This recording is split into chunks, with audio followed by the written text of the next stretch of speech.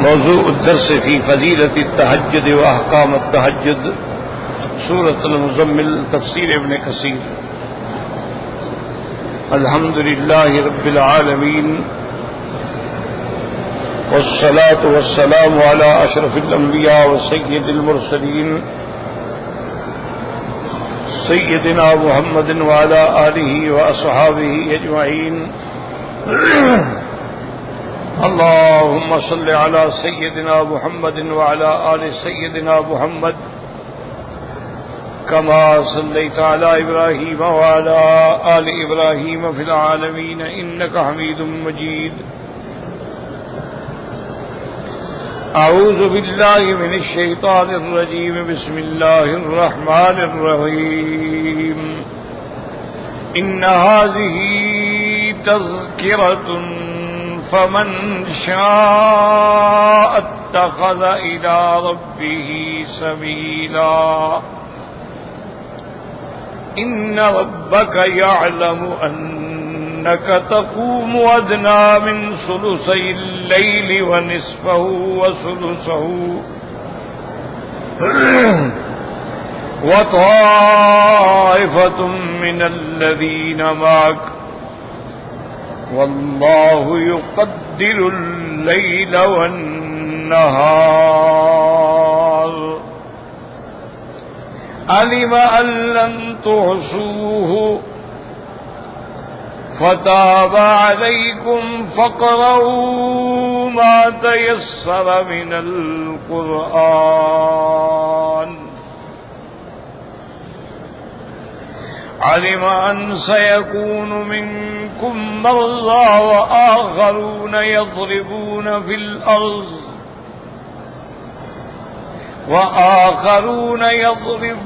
في الأرض يبتغون من فضل الله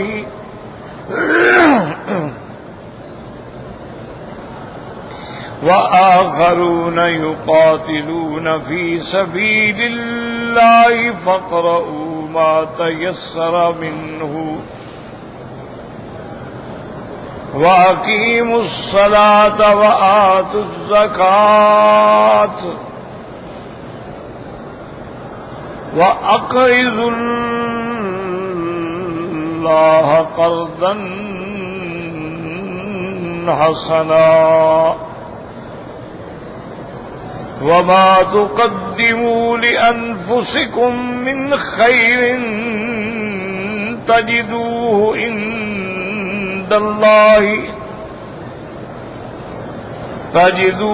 عند الله هو خيرا وأعظم أجرا.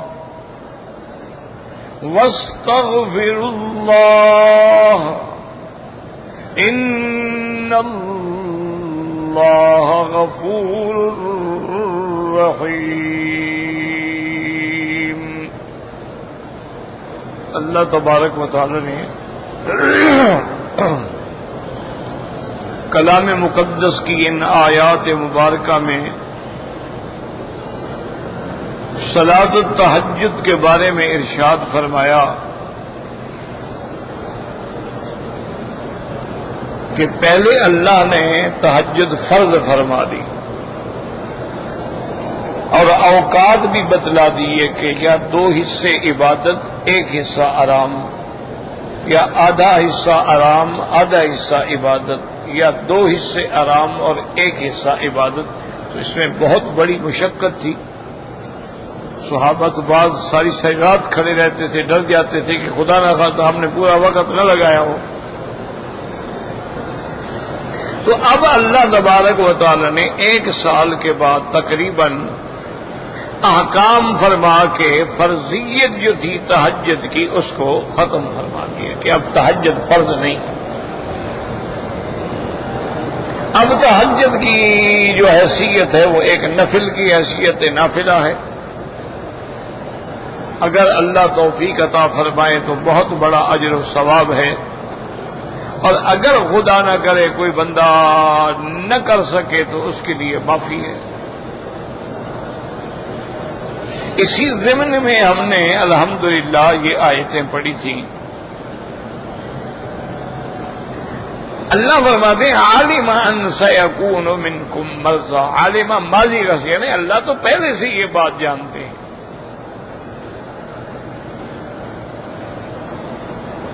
اس لیے علماء نے فرمایا ہے کہ علم کے بارے میں چونکہ ایک متفق علیہ مسئلہ ہے، عقیدے کا مسئلہ ہے، جس پہ عقیدے کی ایمان کی بنیاد ہے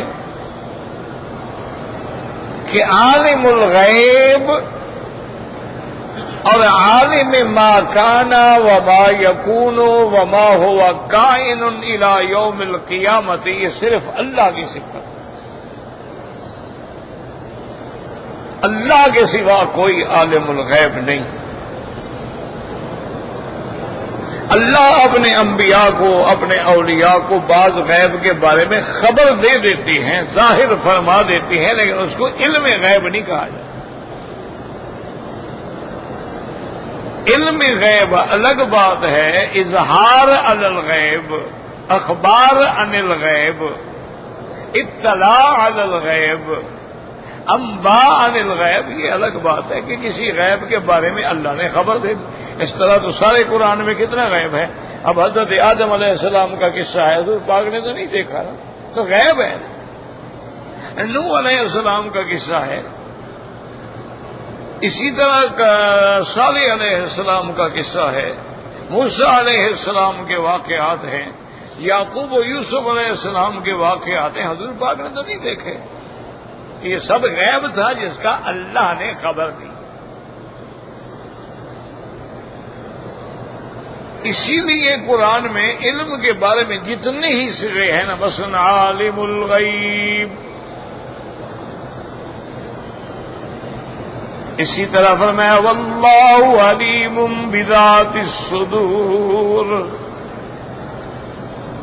اسی طرح فرمایا یعلم خائنۃ الاعین وما تخفی الصدور،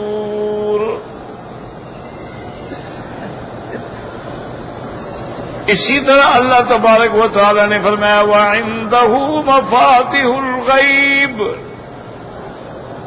لا يعلمها الا هو قل لا يعلم من في السماوات والارض الغیب الا اللہ، یعنی جتنے صیغے ہیں، علام الغیوب، عالم الغیب، یعلم، علیم بذات الصدور، تمام صیغے صرف اللہ کے لیے ہیں۔ تو علم غیب خاص ہے، خدا ہے، ہمیشہ یاد رکھنا۔ اگر خدا نہ کرے، خدا نہ کرے، خدا نہ کرے کسی بندے کا یہ عقیدہ ہو کہ انبیاء بھی عالم الغیب ہیں یا اولیاء اللہ بھی عالم الغیب ہیں، تو وہ کافر ہو جاتا ہے، ملت اسلام سے بھی خارج ہو جاتا ہے۔ یہ تو خاص اللہ کی صفت ہے۔ اس لیے یہاں بھی اللہ نے ماضی کا صیغہ عالم، اللہ تو پہلے سے یہ بات جانتے ہیں، یہ بات نہیں کہ ان کو اب پتہ لگا ہے کہ تم ایسے ہوگے، اللہ جانتے ہیں۔ اس کی حکمت یہ ہے کہ پہلے اللہ نے اپنے بندوں کی ہدایت کے لیے، تربیت کے لیے ان کی سخت مشقت کرائی۔ آپ دیکھتے ہیں نا کہ اب بھی آپ دیکھ لیں کہ آپ فوج میں کسی کو بھرتی کرائیں تو جب تک ان کے ابتدائی ایام ہوتے ہیں نا تو ان کی ایکسرسائز میں ان کی جان نکال لیتے ہیں۔ سردیوں کی عین جب برف پڑ رہی ہو نا تو وہ صبح 4 بجے نیکر اور بنیان میں دوڑ رہے ہو، ان کو 3 میل دوڑنا ہے، 3 میل جانا ہے، 3 میل واپس آنا ہے، پھر پٹی کرنی ہے، پھر کٹ پیچھے سے لگا کے پہاڑوں پہ چڑھنا ہے، پھر کرالنگ کرنی ہے، یعنی جان نکل جاتی ہے۔ اور جب بندہ افسر بن جاتا ہے پھر مزے ہی مزے، پھر تو وہ دوسروں کو آرڈر دیتا ہے نا۔ رگڑا اس وقت تک ہے کہ جب تک آدمی کانسٹیبل ہے، جوان ہے، اس کے بعد ایسا ایسا بڑھتا گیا، لیفٹیننٹ بن گیا، میجر بن گیا، بریگیڈیئر بن گیا، اور آرام ہوتا گیا۔ تو اس لیے اللہ پاک باطنی اصلاح کے لیے بھی پہلے رگڑے والا حکم دیا کہ ساری رات کھڑے رہو، 2/3 رات کھڑے رہو، آدھی رات کھڑے رہو، اب جب تربیت مکمل ہو گئی اور حضور کے ساتھ صحابہ بھی اس بھٹی سے نکل کے کندن بن گئے، عین کھڑے ہو گئے، کٹھالیوں میں ڈالا گیا، جیسے سونے کو کٹھالی میں ڈالا جاتا ہے نا جی، تیزاب میں ڈالا جاتا ہے، آگ پہ رکھا جاتا ہے، اب خالص سونا نکل آتا ہے۔ تو صحابہ جو ہے نا، یاد رکھو یہ ایمان کا خالص سونا ہے، جن میں کوئی کھوٹ ووٹ نہیں۔ تیرے سنارے تو پھر بھی ہو سکتا ہے غلطی کر بیٹھے، اللہ تو غلطی سے پاک ہے۔ جیسے یہاں فرمایا نا عالم، اسی طرح فرمایا تھا فعلم ما فی قلوبہم وانزل السکینۃ علیہم۔ اللہ نے فرمایا میرا مدنی تیرے صحابہ کے بارے میں ہم تو ان کے دلوں کو بھی پہلے سے جانتے ہیں، ہم جانتے تھے نا کہ یہ ایسے ہیں، اسی لیے تو چن چن کے تیرے پاس پہنچائے ہیں۔ عالم ما فی قلوبہم، اور صرف اپنے علم کے ذریعے نہیں بلکہ نمتحن اللہ قلوبہم، ہم نے ان کا امتحان لیا ہے، ہم نے ان کو کٹھالیوں میں آزمایا ہے۔ ورنہ اگر اللہ چاہتے تو کفار مکہ کی یہ طاقت تھی کہ وہ حضرت بلال کو عذاب دیتے؟ کفار مکہ کی طاقت تھی کہ آل یاسر پر عذاب دیتے، بی بی سمیہ کو چیر ڈالتے دو ٹکڑوں کے اندر، اللہ پاک اسی وقت نہ عذاب نازل کر دیتے۔ لیکن اللہ تبارک و تعالیٰ کا منشا یہ تھا کہ میرے مدنی کے یار جو ہے نا، یہ ہر طرح پاک ہو جائیں، صاف ہو جائیں، اندر باہر سے کھڑے ہو جائیں، تاکہ پھر میں ان کے ایمان کا گواہ بنوں کہ اولئک ھم المؤمنون حقا۔ میرا مدنی اگر مومن ہے تو یہ تیرے یار ہیں۔ اور جملہ اسمیہ ہے ھم المؤمنون، جملہ اسمیہ دوام پہ اشارہ ہے کہ میرا مدنی یہ صرف اب مومن نہیں، یہ موت تک مومن ہے، یہ کھڑے ہیں، پکے ہیں، لاکھ انقلاب آ جائے۔ اسی لیے جب حضور بدر کے میدان میں تھوڑے پریشان ہوئے کہ بھئی مدینے والے بیچارے تو لڑائی جانتے نہیں ہیں، کبھی انہوں نے جنگ ہی نہیں دیکھی، یہ تو باغبان لوگ ہیں، کھجوریں لگانے والے، باغ لگانے والے، کھجوروں کی فبر کرنے والے۔ اب جنگ آ گئی، اور جنگ بھی قریش سے آ گئی، جو بالکل لڑاکا لوگ ہیں، جنگجو لوگ ہیں، جن کے گھٹی میں تلوار چلانا پڑا ہوا ہے۔ حضور تھوڑا گھبرائے، حضرت سعد کو پتہ لگا کہ حضور ہماری وجہ سے پریشان ہیں، تو وہ حاضر خدمت ہوئے، سلام کیا اور کہنے لگا کہ یا رسول اللہ صلی اللہ علیہ وسلم، ہمیں پتہ لگا ہے کہ آپ ہماری وجہ سے پریشان ہیں، لسنا اصحاب موسیٰ، میرا مدنی ہم موسیٰ علیہ السلام کے ساتھی نہیں ہیں جو چھوڑ جائیں گے، ہم تو آپ کے آگے بھی کٹیں گے، پیچھے بھی کٹیں گے، دائیں بھی کٹیں گے، بائیں بھی کٹیں گے، ہماری لاشوں سے گزر کر تو دشمن آ سکتا ہے، پہلے نہیں آ سکتا آپ کی طرف۔ کہا یا رسول اللہ لسنا اصحاب موسیٰ، ہم اصحاب موسیٰ ہیں، کہہ دیں گے کہ اذهب انت وربك فقاتلا، جاؤ تمہارا رب جانے تم جانو، نحن اصحاب محمد صلی اللہ علیہ وسلم۔ تو اس لیے ہمیشہ یاد رکھیں کہ یہاں ماضی اللہ جانتے ہیں، لیکن اس کی حکمت ہے، اللہ تہجد فرض ہی نہ کرتے، اس کی مرضی ہے، اللہ فرض فرما دیتے، پہلے دن کہہ دیتے بھی تھوڑی سی پڑھ لیا کرو، لیکن جوں جوں تربیت سے گزرتے گئے تو پھر رحمت آتی گئی۔ اس لیے فرمایا عالمان سیکون منکم مرضى وآخرون يضربون في الأرض يبتغون من فضل الله وآخرون يقاتلون في سبيل الله فاقرؤوا ما تيسر منه۔ اللہ جانتے ہیں کہ تم میں بیمار ہوں گے اور ایسے بھی ہوں گے جو سفر کر رہے ہوں گے، یضربون فی الارض کا معنی سفر کرنا، یبتغون من فضل اللہ، تجارت کے لیے، رزق کمانے کے لیے، وآخرون يقاتلون في سبيل الله، اور میرا مدنی کچھ ایسے ہوں گے جو اللہ کے راستے میں جنگ لڑ رہے ہوں گے، قتال کر رہے ہوں گے، تو ان سب کے لیے، بیمار کے لیے، مسافر کے لیے، مجاہد کے لیے دن میں تلوار چلانا اور رات کو تہجد پڑھنا بڑا مشکل ہوتا ہے۔ اس لیے اب ہم حکم دیتے ہیں کہ فَقْرَؤُوا مَا تَيَسَّرَ مِنْهُ، جتنی دیر تم سے ہو سکے اتنی دیر کھڑے ہو کے تہجد پڑھ لیا کرو، اللہ پاک تمہیں وہی اجر عطا فرمائیں گے۔ اور اس میں یہ معنی بھی سمجھو کہ پہلا حکم جو ہے وہ اتنا سخت حکم تھا کہ اس کا معنی یہ ہے کہ بیمار کو بھی معاف نہیں تھا وہ بھی تہجد پڑھے، مسافر کو بھی معاف نہیں تھا وہ بھی پڑھے، مجاہد کو بھی معاف، اللہ ذکر کرنے کی کیا ضرورت تھی؟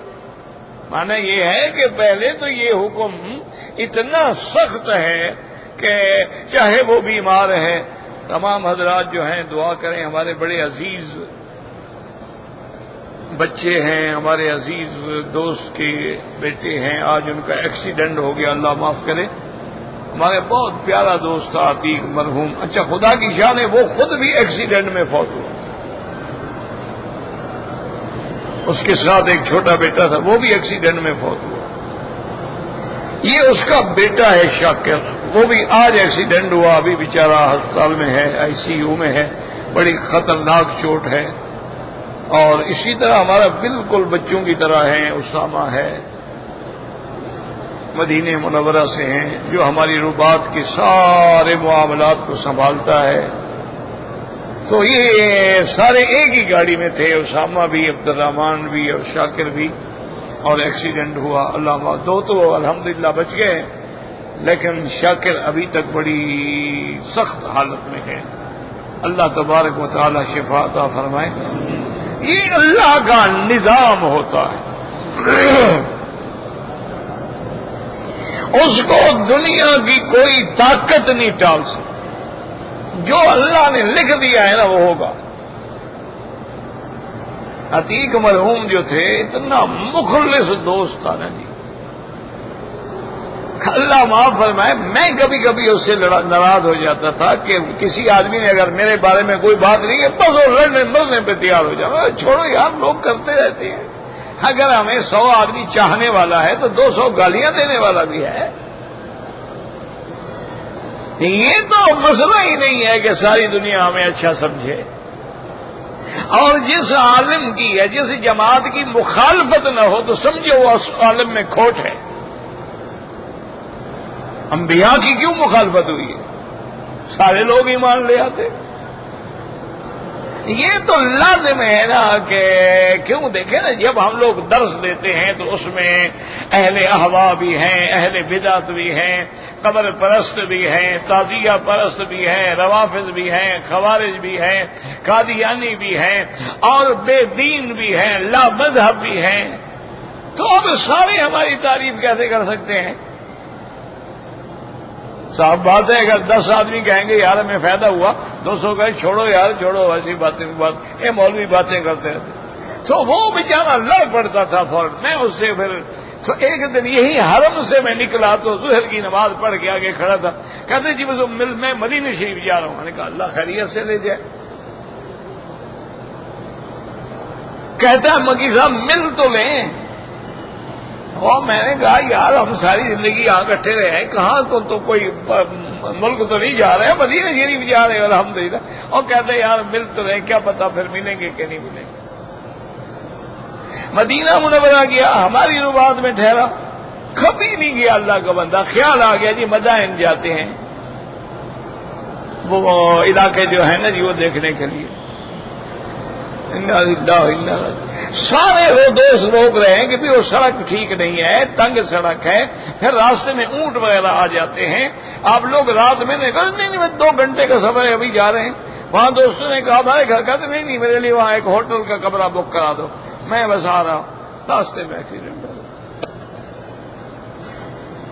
انا للہ و انا الیہ راجعون۔ ایسے دعا کریں جتنے لوگ بھی ہسپتالوں میں ہیں جہاں بھی ہیں، اللہم اشفنا واشف مرضانا ومرضى من اوصانا ومرضى المسلمین، اللہم انا نعوذ بک عن البرص والجذام وعن سیء الاسقام، اللہ ہر قسم کی بیماریوں سے شفا عطا فرما دے۔ اور یاد رکھو کہ میں نے پہلے دوستوں سے کہا تھا، انہوں نے کچھ چھپوایا بھی تھا، اب تو پتہ نہیں، یاد نہیں ہے مجھے، میں نے دیکھا تھا بعض دوستوں نے چھپوائے تھے، وہ اسٹکر بنائے تھے۔ یہ جو قرآن کی آیت ہے نا جی، وما قدر اللہ حق قدرہ، آخر تک، قال اركبوا فيها بسم الله مجريها ومرساها، آخر تک، یہ 7 دفعہ پڑھیں، اور سبحان الذي سخر لنا هذا وما كنا له مقرنين انا الى ربنا لمنقلبون، یہ بھی 7 دفعہ پڑھیں۔ تو حضرت ابن عباس کا قول ہے، وہ فرماتے ہیں کہ جو لوگ سفر میں ہوائی جہاز ہے، گاڑی ہے، کار ہے، کچھ ہے، یہ پڑھ لیں گے، حضرت ابن عباس فرماتے تھے اللہ ان کو حادثے سے محفوظ رکھتے ہیں۔ اگر حادثہ ہو جائے پڑھنے کے بعد وہ بندہ مر جائے تو فرماتے تھے اس کی قیامت میں میں دیت ادا کروں، یعنی اتنے یقین سے۔ الحمدللہ اس عاجز نے بھی جن کو بتلایا نہیں جی، انہوں نے وظیفہ بڑھا، اللہ کا شکر ہے ان کا پھر ایکسیڈنٹ نہیں ہوا۔ بڑا آسان ہے، کون سا مشکل ہے؟ قرآن کی آیات ہے، وما قدر اللہ حق قدرہ والارض جميعا قبضته يوم القيامة والسماوات مطويات بيمينه سبحانه وتعالى عما يشركون۔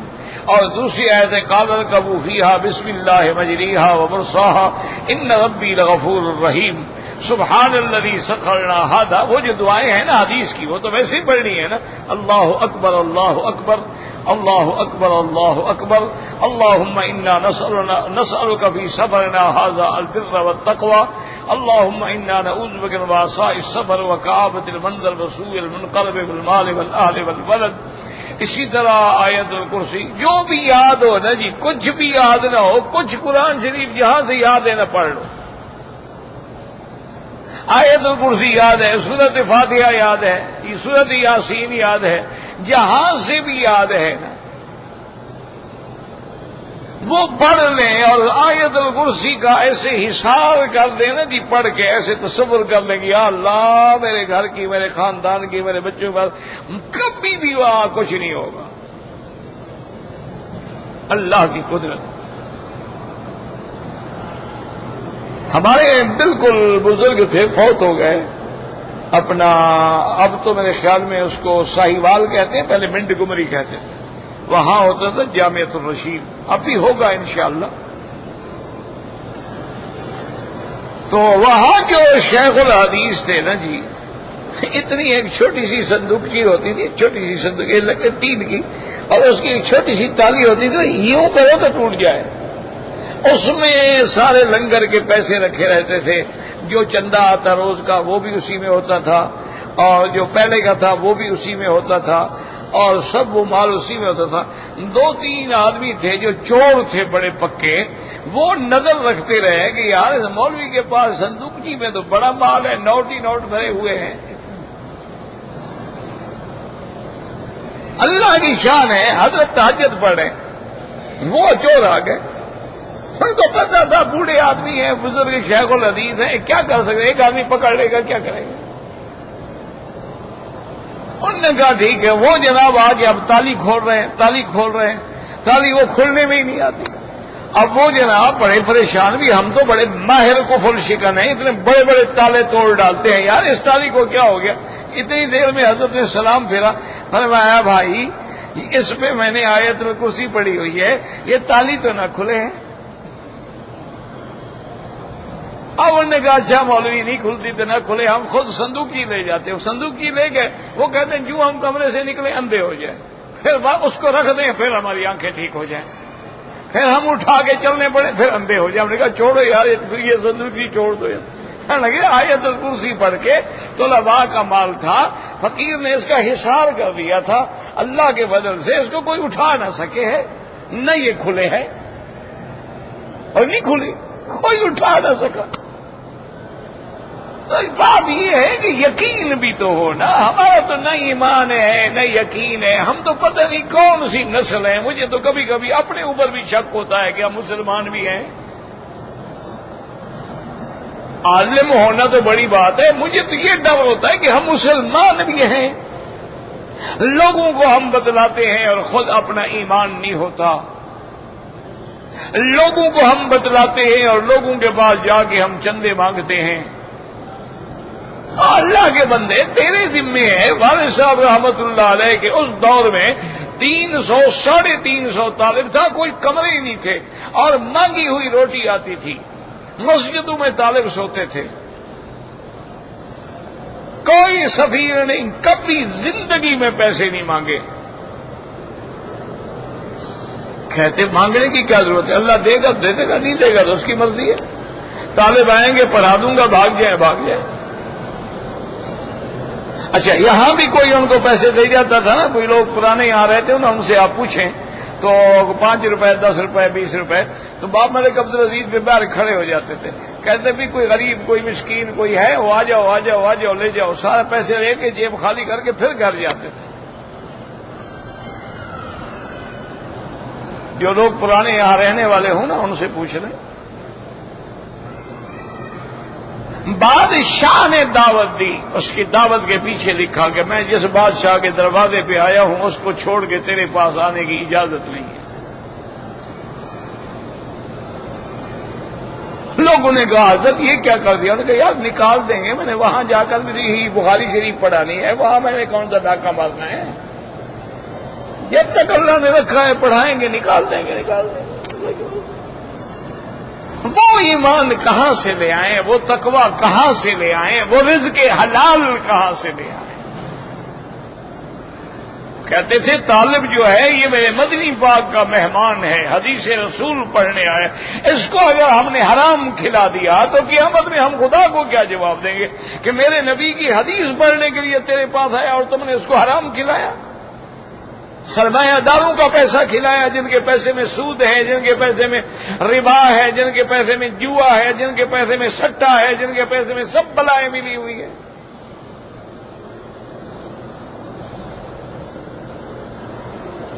یہ بہرحال دعا کریں اللہ. تو اس لیے یہ علم جو ہے وہ صفت خدا ہے, ہمیشہ یاد رکھو, اپنے عقیدے صاف کرو. بعض لوگ کہتے تھے نہیں جی نہیں, ہم تو اللہ کو عالم الغیب سمجھتے ہیں. بھئی اللہ کو عالم الغیب سمجھتے ہو تو یہاں کھڑے ہو گئے یا معین الدین اجمیری یا عبدالقادر جیلانی, یہ کیوں پکار رہے ہو؟ اگر وہ کچھ نہیں جانتے, تمہاری پکار نہیں سنتے, کیوں پکار رہے ہو؟ مانا ہے تمہارا عقیدہ ہے کہ پیر جانتا ہے, سنتا ہے, میری فریاد سن رہا ہے. یہی جب عقیدہ آیا تو کفر آ گیا. اس لیے اللہ پاک نے فرمایا وآخرون یقاتلون فی سبیل اللہ فاقرؤوا ما تیسر منہ. یاد رکھیں یہ لفظ قرآن اسی صورت میں ان آیات میں 2 دفعہ آیا ہے. پہلے کیا آیا ہے؟ واللہ یقدر اللیل والنہار علم ان لن تحصوه فتاب علیکم فقرؤوا ما تیسر من القرآن. اور یہاں آیا فقرؤوا ما تیسر منہ. ان دونوں میں پھر کیا فرق ہے؟ اس لیے علماء فرماتی ہیں فرق ہے, وہاں قرآن کے بارے میں ہے کہ اب لمبی لمبی صورتیں پڑھنے کی ضرورت نہیں, جتنی پڑھ سکتے ہو پڑھ لو. اور یہ وقت کے بارے میں ہے کہ اب آدھی رات جاگنا ضروری نہیں, جتنا جاگ سکتے ہو جاگ لو. لہذا دونوں آیتوں میں فرق ہے. فَقْرَؤُوا مَا تَيَسَّرَ مِنَ الْقُرْآنِ, اور یہاں پر میں فَقْرَؤُوا مَا تَيَسَّرَ مِنْهُ, یعنی رات کو کھڑے ہو جاؤ اور جتنی وقت کھڑے ہو سکتے ہو, جتنی دیر کھڑے ہو کے تہجد پڑھ سکتے ہو پڑھ لو. وَأَقِيمُوا الصَّلَاةَ وَآتُوا الزَّكَاةَ وَأَقْرِضُوا اللَّهَ قَرْضًا حسنا. اللہ پاک نے فرمایا نمازیں قائم کرو. قائم کا معنی یہ ہے نمازوں کو وقت پہ ادا کرو. قائم کا معنی یہ ہے کہ نمازوں کے ارکان، شروط، فرائض، واجبات کا پورا پورا خیال کرو. وَأَقِيمُوا الصَّلَاةَ وَآتُوا الزَّكَاةَ، اور زکات ادا کرو. اب علماء فرماتی ہیں اس سے معلوم ہوتا ہے کہ جیسے نماز لیلۃ المعراج میں فرض ہوئی ہے، ہجرت سے پہلے فرض ہوئی ہے، اسی طرح زکات بھی پہلے فرض ہو گئی ہے چونکہ یہ سورت مکی ہے. لیکن زکات کا نصاب اور تنفیذ جو ہے وہ مدینہ منورہ میں جا کے ہوئی ہے. یہاں دونوں حکم ہے نا، وَأَقِيمُوا الصَّلَاةَ وَآتُوا الزَّكَاةَ. تو معنی یہ ہوا کہ جیسے نماز کا حکم لیلۃ المعراج میں اللہ پاک نے اپنے پیغمبر کو حکم فرمایا، تو لیکن نماز کی بھی جو ساری تکمیل ہے، جمعہ ہے، وہ سب مدینہ منورہ میں جا کے شروع ہوا. پہلا جمعہ میرے مدینہ پاک میں پڑھایا ہے. اور زکات کا نصاب جو ہے وہ بھی مدینہ منورہ.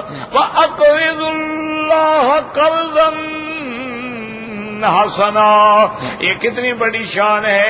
اللہ نے فرمایا خیرات کر رہے ہو، صدقات کر رہے ہو تو کوئی اپنے اللہ کو قرض دے رہے ہو. اور اللہ کو جو قرض دے گا وہ کبھی ڈوبے گا نہیں. وہ تو نہیں اللہ کو کھا جائے گا قرضہ. وہ تو 1 کا 10 گنا دیں گے، 700 گنا دیں گے، 1,00,000 گنا دیں گے. اس لیے فرمایا وَأَقْرِضُوا اللَّهَ قَرْضًا حسنا، یعنی صدقات. جیسے دوسری جگہ قرآن میں آتا ہے مَنْ ذَا الَّذِي يُقْرِضُ اللَّهَ قَرْضًا حَسَنًا فَيُضَاعِفَ لَهُ أَضْعَافًا كَثِيرًا. اور فرمایا وَمَا تُقَدِّمُوا لِأَنفُسِكُم مِّنْ خَيْرٍ، اور جو کچھ تم آگے بھیجتے ہو تَجِدُوهُ عِندَ اللَّهِ، وہ سب کچھ تمہیں اپنے اللہ کے پاس ملے گا. هُوَ خَيْرٌ وَأَعْظَمُ أَجْرًا، وہ سب سے بہتر ہے اور سب سے بڑا ثواب ہے. اس لیے حضور پاک نے آمنہ کے لال نے رحمت دو جہاں صلی اللہ علیہ وسلم نے ایک دن صحابہ کو فرمایا ایکم احب الیہ، کون آدمی ہے جس کو وارث کے مال سے اپنا مال زیادہ محبوب ہوتا ہے. انہوں نے کہا یا رسول اللہ ہم سب کوئی ایسے ہیں، ہر آدمی کو اپنا مال محبوب ہے، وارث کا مال کیوں؟ آپ نے فرمایا جو کچھ تم اللہ کے راستے میں دے رہے ہو وہی تیرا مال ہے، اور جو کچھ چھوڑ رہے ہو وہ تو وارثوں کا مال ہے. وہ جو تم اکٹھا کر کے حرام کھا، رشوت کھا، چوری، ڈاکہ، ہر کوئی مال مال مال مال بنا رہے ہو، بینکوں میں ڈالا ہوا ہے، وہ تو تمہارا ہے ہی نہیں، مرنے کے بعد وارثوں کو مل جائے گا. تم اس سے کیسے محبت کر رہے ہو؟ تمہارا مال تو وہ ہے.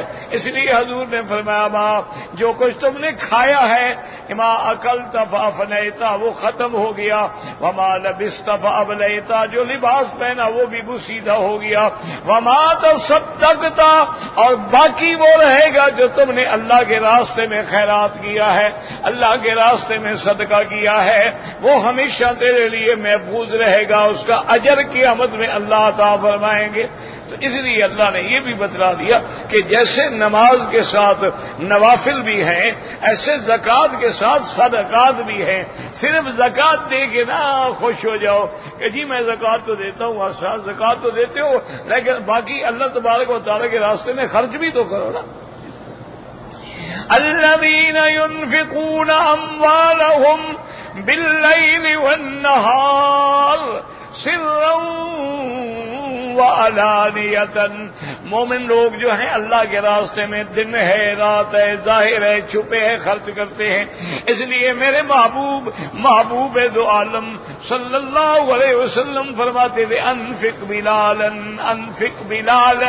بلال خرچ کرو لا تخشى علی ذی العرش اقلالا، عرش والے کی طرف سے تم بھوک کا خیال نہ رکھو، تمہیں بھوکا نہیں ماریں گے، خرچ کرو اللہ کے راستے میں دے دو.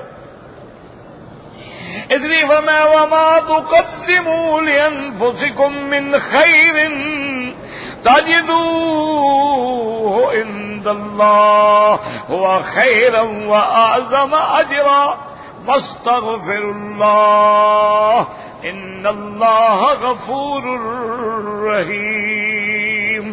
اب علماء نے فرمایا اللہ نے حکم دیا نماز، زکوٰۃ، صدقات، پھر کہ اللہ سے بخشش بھی مانگو، استغفار بھی کرو. کیوں؟ ہو سکتا ہے کہ ہمارے صدقات میں، ہماری نمازوں میں، ہماری زکاتوں میں کوئی کمی رہ گئی ہو، اس لیے استغفار کرو، اللہ سے بخشش مانگو تاکہ وہ کمی پوری ہو جائے. اور بعض علماء فرماتے ہیں کہ یہ خیرات صدقات کرنے سے کسی دماغ نہ خراب ہو جائے، میں بڑا حاجی اور میں بڑا نمازی. فرمایا نہ اللہ سے معافی مانگا کرو، واستغفر اللہ. اور آگے بتلا دیا جب معافی مانگو گے ان اللہ غفور الرحیم، اللہ بخشنے والے بھی ہیں اور مہربان بھی ہیں. دو صفتوں کا ذکر آ گیا. ان اللہ غفور، تمہارے گناہ معاف کرنے والے. رحیم کا کیا معنی؟ گناہ معاف کرنے کے بعد پھر تمہیں انعام بھی دینے والے، درجات بھی دینے والے، بدلے بھی دینے والے، وہ مہربان بھی تو ہیں. ان اللہ غفور الرحیم. اور جب ایسی آیتیں قرآن میں پڑھو تو فوراً دعا مانگ لیا کرو، رب اغفر ورحم، میرا اللہ ہماری بھی گناہ معاف کر دے، ہم پہ بھی رحمت فرما دے. رب اغفر ورحم واعف وتکرم وتجاوز عما تعلم انک تعلم ما لا نعلم انک انت اللہ الاعز الاکرم. تو اس لیے اللہ سے ہر وقت اور یقین سے معافی مانگا کریں. جیسے بزرگوں نے لکھا ہے، ایک اللہ کے ولی دعا مانگ رہے تھے، کہہ رہے کہ میرا مولا اگر آپ بخش دیں، ساری مخلوق کے گناہ معاف کر دیں، تو کیا آپ کی رحمت میں کوئی کمی آ جائے گی؟ اور اگر آپ معاف نہ کریں تو پھر ہمیں بتائیں ہم جائیں کہاں؟ یا تو اپنے سوا کوئی دروازہ بتائیں، اور اگر آپ کے دروازے کے سوا کوئی دروازہ نہیں ہے تو پھر معاف فرما دو. اور پھر معاف کرنے میں آپ کے خزانے میں ایک دھیلے کی بھی کمی نہیں آ سکتی. اور اگر آپ نے ہمیں معاف نہ کیا ہم تو ختم ہو گئے، ہم تو پھر جہنم کے حقدار ہو گئے. تو اس لیے اللہ سے رحمت بھی مانگا کریں، مغفرت بھی مانگا کریں. واللہ اعلم.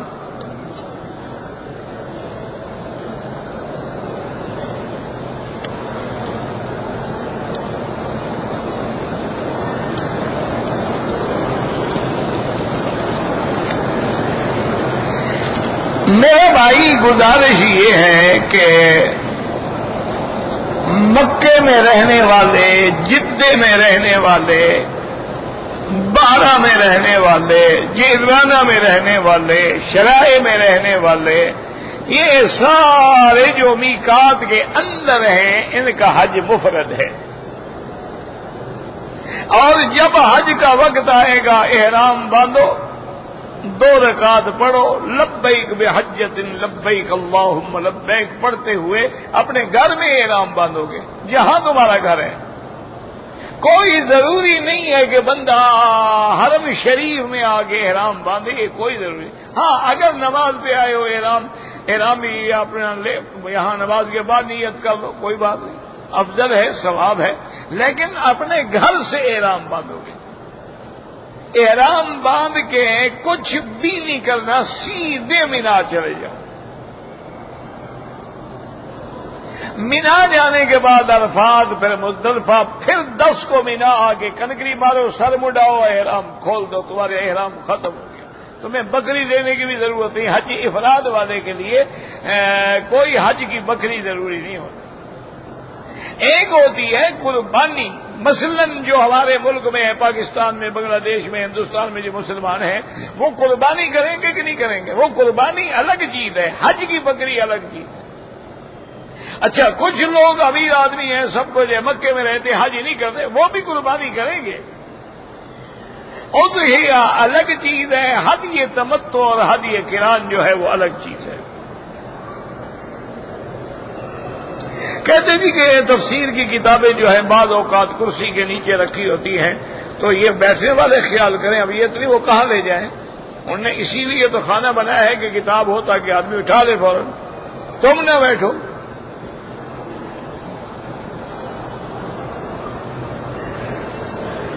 کہتے جی کہ بریلوی اور دیوبندی حضرات جو ہیں ان کا فقہ میں تو امام ایک ہے، پھر اختلاف کیوں ہے؟ بھئی تمہارا باپ ایک ہوتا ہے، 4 بھائی ہو، پھر تمہارا اختلاف کیوں ہے؟ باپ بھی ایک ہے، ماں بھی ایک ہے، زبان بھی ایک ہے، پھر اختلاف کیوں ہے؟ تو جیسے وہاں اختلاف ہو جاتا ہے ایسے یہاں بھی ہو جاتا ہے۔ ایک امام کے پیچھے کتنے آدمی نماز پڑھ رہے ہیں؟ کوئی حنفی ہے، کوئی شافعی ہے، کوئی مالکی ہے، کوئی حنبلی ہے، کوئی اہل حدیث ہے، اچھا کوئی شیعہ بھی ہیں، کچھ خارجی بھی ہیں، کوئی آبازی بھی ہیں۔ تو یہ تو عین فطرت کا تقاضا یہ ہے۔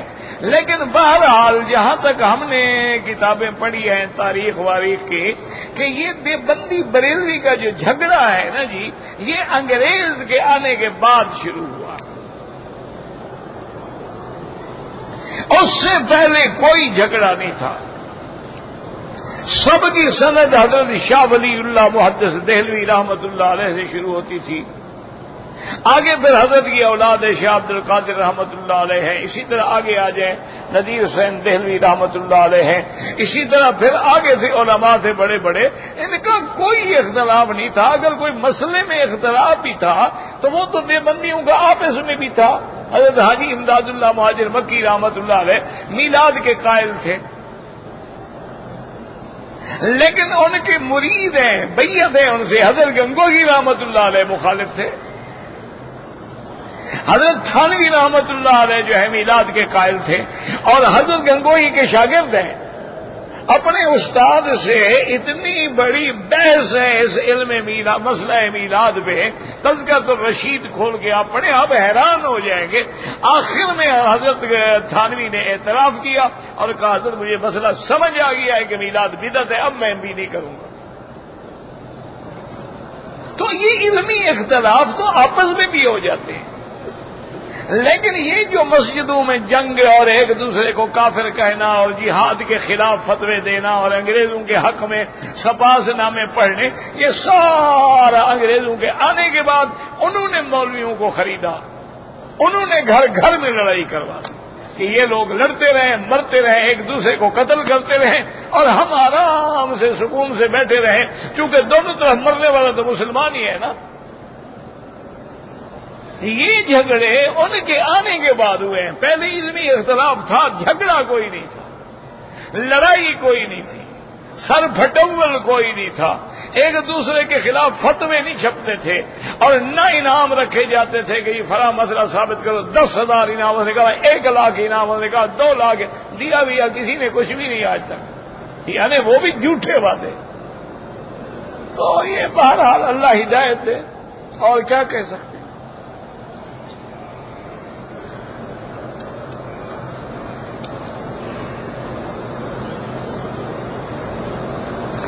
کہتے ہیں جی کوئی آدمی حق کو چھوڑ کے شیخ کی بات پہ عمل کرے، یہ ہو ہی نہیں سکتا۔ اس کا مطلب وہ شیخ تو نہ ہوا، پھر جو اس کو حق کے خلاف چلاتا ہے وہ تو دجال ہوا، شیخ کیسے ہوا؟ شیخ کا تو معنی ہی یہ ہوتا ہے نا کہ اپنے مریدوں کو حق پہ چلائے، ارشاد کرے، مرشد ہے، راستہ دکھلائے۔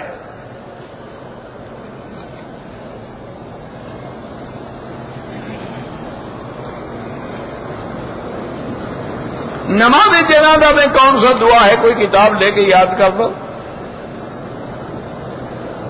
طواف کے دوران میں حجر اسود کو بوسہ دو، بوسہ نہیں دے سکتے ہاتھ لگا کے بوسہ دے دو، نہیں تو اشارہ کر دو۔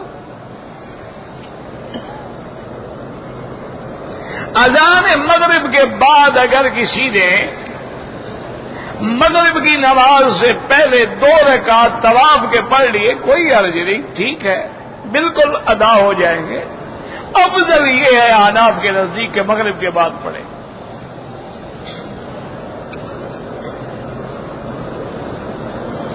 اگر تہجد کی نماز میں قرآن یاد نہیں ہے، قرآن دیکھ کے پڑھ رہا ہے، نفل ہے، پڑھ سکتا ہے۔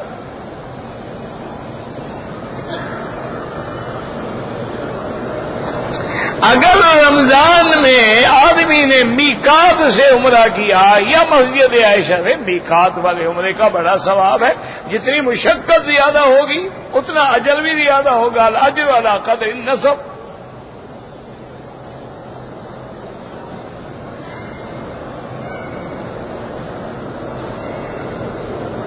میں اگر صرف زیارت کے لیے مدینہ منورہ جاؤں، واپسی پہ عمرہ ضروری ہے، کوئی کام تو ہے نہیں تمہیں۔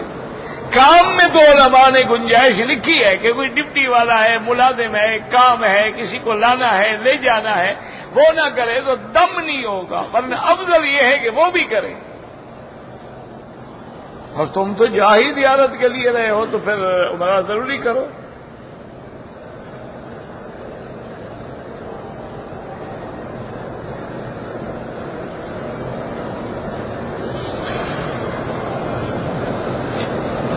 کہتے جی کہ میں ہندوستان سے حج ڈیوٹی کے لیے آیا ہوں، مجھے یہ پتہ نہیں تھا کہ میرا آرڈر مکے میں ہوگا، جدے میں ہوگا یا مدینے میں ہوگا۔ عصر کی نماز 4 رکعت میں نے پڑھا دی ہے، اب میرا آرڈر جو ہے مکے کے لیے ہو گیا ہے، کوئی بات نہیں، پڑھا دی ہے تو کوئی حرج نہیں۔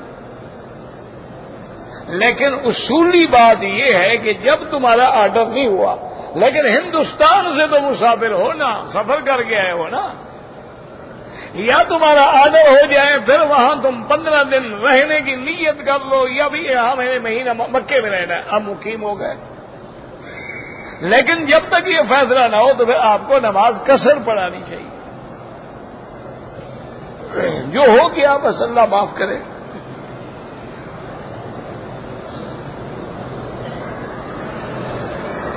مدینہ منورہ گئے، اگر آپ نے عمرہ نہیں کیا تو عمرہ کریں، پھر نہیں کریں گے دم پڑے گی۔ کہتے میرے پاس کسی کا پیسہ امانت تھا، میں اور وہ پیسے کا مالک اکٹھے سوئے ہوئے تھے، پیسہ چوری ہو گیا، تو وہ مالک مطمئن ہے اس بات سے؟ جو تمہارے ساتھ سویا ہوا ہے وہ مطمئن ہے کہ چوری ہو گیا، ٹھیک ہے، تم پر کوئی ضمانت نہیں۔ اور اگر وہ مطمئن نہیں ہے تو پھر اس کو اطمینان دلاؤ کہ تمہاری تو کوئی چوری نہیں ہوئی، پیسے سے اسی کے چوری ہو گئے۔ چور بڑا سمجھدار تھا، پڑھ کے پیسے نکالے ہیں اس نے، پھر اس کے پیسے واپس کرو بلا وجہ کہ نہ کھاؤ غریب کے پیسے۔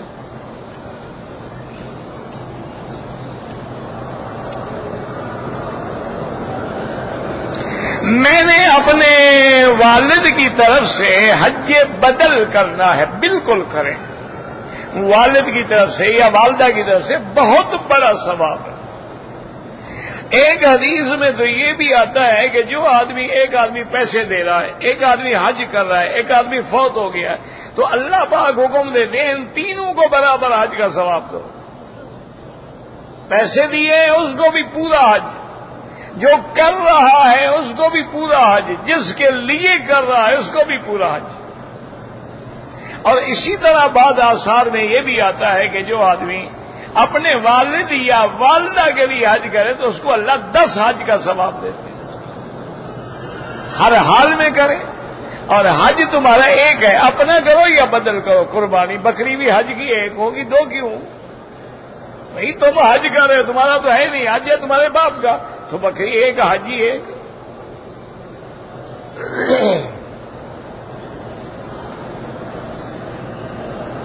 جو شخص زندہ ہیں ان کے لیے کوئی طواف نہیں، اپنے لیے کرو، ان کے لیے دعا کرو۔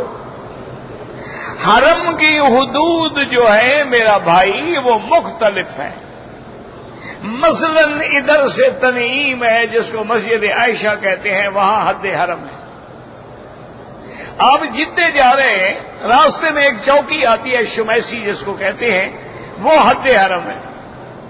آپ اگر یہاں شرائع کے راستے میں جائیں تو جرانہ کے قریب حد حرم ہے۔ آپ اگر مینا عرفات جائیں تو عرفات سے پہلے حد حرم ہے۔ تو ہر طرف سے حد حرم کے علامات موجود ہیں، اور یہ سارا اللہ کا حرم ہے، اور یہ سارا مسجد الحرام ہے، اس سب میں اللہ کی رحمت سے 1 کا لاکھ ملتا ہے۔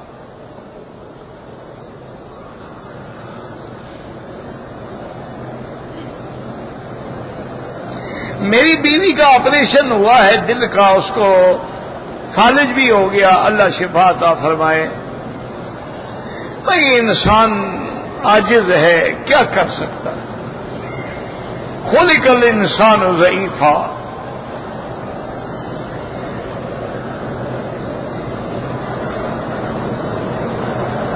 ایک آدمی ریاض سے پچھلے سال حج پہ آیا تھا، وہ بیمار ہو گیا، حج سے پہلے احرام کھول دیا، دم اس نے ادا کر دیا، لیکن اس سال اس پر حج کرنا لازم ہے،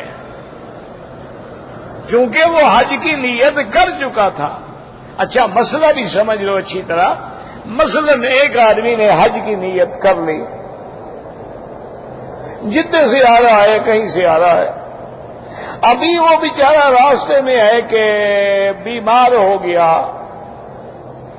یا ایسی کوئی بات، تو اس کے لیے حکم یہ ہے کہ اس کو عمرے کے ارکان بنا کے پورے کر لے، حج پہ نہیں جا سکتا۔ اگر وہ بھی نہیں کر سکتا تو صاف بات ہے کہ پھر احرام کھول دے گا، دم دے گا، اور اگلے سال حج بدل کرے گا، اس کے بدلے جو اس نے چھوڑا ہے۔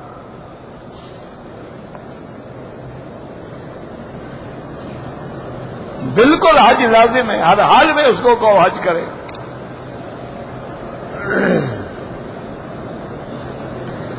عبدالستار صاحب جو بھی بیمار ہیں اللہ سب کو شفائے کاملہ عطا فرمائے۔ اللہم صلی علی سیدنا محمد وعلی آل سیدنا محمد کما صلیت علی ابراہیم وعلی آل ابراہیم فی العالمین انک حمید مجید۔ اللہم مذہب الباس رب الناس اشفی انت الشافی لا شفاء الا شفاؤک شفاؤک لا یغادر سقما۔ اسأل اللہ العظیم رب العرش العظیم ان یشفینا۔ اللہم اشفنا واشف مرضانا ومرضى من اوصانا واستوصانا ومرضى المسلمین۔ اللہم اشف مرضانا ومرضى المسلمین۔ اللہم انا نعوذ بک عن البرص والجذام وعن سیء الاسقام۔ اللہم اشفنا واشف مرضانا وارحم موتانا واستجب دعاءنا ولا تخیب رجاءنا برحمتک یا ارحم الراحمین۔ اللہم اصلح اولادنا واولاد المسلمین۔ اللہم اصلح شبابنا وشباب المسلمین۔ اللہم اصلح بناتنا وبنات المسلمین۔ اللہم اصلح نیاتنا ونیات المسلمین۔ اللہم اصلح ذریاتنا وذریات المسلمین۔ یا اللہ بیماروں کو شفا عطا فرما، یا اللہ بیماروں کو شفا عطا فرما، یا اللہ ہماری ظاہری باطنی روحانی جسمانی نفسانی سب بیماریاں دور فرما۔ یا الہ العالمین بے حیاؤں کو حیا عطا فرما، بے دینوں کو دین عطا فرما، بے اولادوں کو اولاد عطا فرما، جن کی اولادیں ہیں ان کو صالح بنا، بے روزگاروں کو روزگار عطا فرما، قرض داروں کے قرض عطا فرما، جن کا رزق تنگ ہے ان کے رزق میں برکتیں عطا فرما۔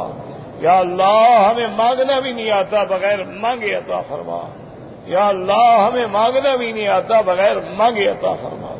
یا اللہ مسلمان کشمیر میں ہیں، عراق میں ہیں، فلسطین میں ہیں، برما میں ہیں، ہند میں ہیں، پاکستان میں ہیں، گجرات میں ہیں، یا اللہ مسلمان اراکان میں ہیں، بنگلہ دیش میں ہیں، جس ملک میں ہیں ان کی جان مال آبرو عزت کی حفاظت فرما۔ یا اللہ عالم اسلام کی حفاظت فرما، یا اللہ مسلمانوں کی حفاظت فرما، یا اللہ اس بلد الامین کو قیامت تک ہر فتنے سے محفوظ فرما۔ ربنا آتنا فی الدنیا حسنۃ وفی الآخرۃ حسنۃ وقنا عذاب النار۔ سبحان ربک رب العزۃ عما یصفون وسلام علی المرسلین والحمد للہ رب العالمین وصلی اللہ تعالی علی خیر خلقہ سیدنا محمد وعلی آلہ وصحبہ اجمعین۔ اللهم صل على سيدنا محمد وعلى آل سيدنا محمد